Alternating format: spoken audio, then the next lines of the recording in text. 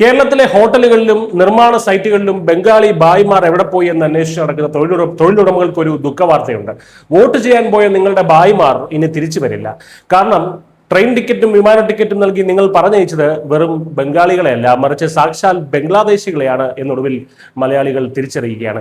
ബംഗാളിൽ BJP കൊടി നാട്ടിയതോടെ ശരിക്കും പണി കിട്ടിയത് കേരളത്തിനാണ്. നിയമസഭാ തെരഞ്ഞെടുപ്പിൽ വോട്ട് ചെയ്യാൻ വേണ്ടി പോയവരാണ് ഈ ഭായിമാരെല്ലാം.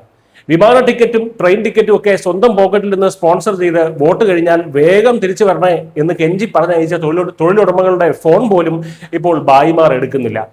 ചിലർ ബക്രീദ് കഴിയട്ടെ എന്ന് പറയുന്നുണ്ടെങ്കിലും കൃത്യമായിട്ടുള്ള ഒരു കാരണം ആർക്കും അറിയില്ല എന്ന് Kerala hotel and restaurant association ഭാരവാഹികൾ ഉൾപ്പെടെയുള്ളവർ പറയുന്നു.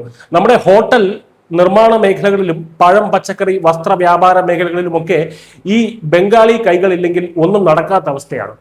12,000-ഓളം അതിഥി തൊഴിലാളികളാണ് ഇങ്ങനെ വോട്ട് ചെയ്യാൻ പോയിട്ട് വരാതിരിക്കുന്നത്.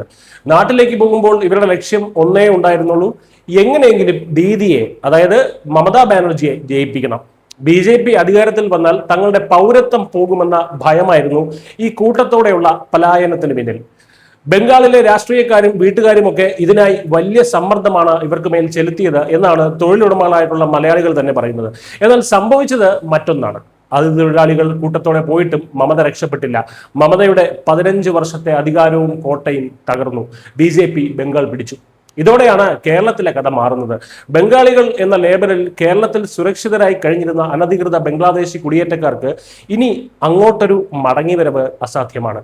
ഇക്കാലം അത്രയും വളരെ സുരക്ഷിത വോട്ട് ബാങ്കായി കരുതിയിരുന്ന മമതാ ബാനർജിക്ക് അടിതെറ്റി. BJPയുടെ കർശന നടപടികൾ വരുമ്പോൾ ഇതുവരെ അനുഭവിച്ചിരുന്ന ആനുകൂല്യങ്ങൾ പോയി കിട്ടുമെന്നും തങ്ങളുടെ യഥാർത്ഥ ഐഡന്റിറ്റി വെളിച്ചത്താകുമെന്നും അവർക്ക് നന്നായി അറിയാമായിരുന്നു. ഇനി ആരും ബംഗാളിൽ നിന്ന് മറ്റു ഭാഗങ്ങളിലേക്ക് ജോലി തേടി പോകേണ്ടി വരില്ല എന്ന പ്രധാനമന്ത്രി നരേന്ദ്രമോദിയുടെ ഉറപ്പും ഈ മാറ്റത്തിനാക്കം കൂട്ടിയിട്ടുണ്ട്. അതുകൂടെ ആയപ്പോൾ ഇനി ശരിക്കുള്ള ബംഗാളികളും തിരിച്ചു വരുമെന്ന് തോന്നുന്നില്ല. ചുരുക്കത്തിൽ BJPയുടെ വിജയത്തോടെ മമതയുടെ സുരക്ഷിത വോട്ട് ബാങ്ക് രാഷ്ട്രീയം എന്നേക്കുമായി പൊളിഞ്ഞു പാളീസായി.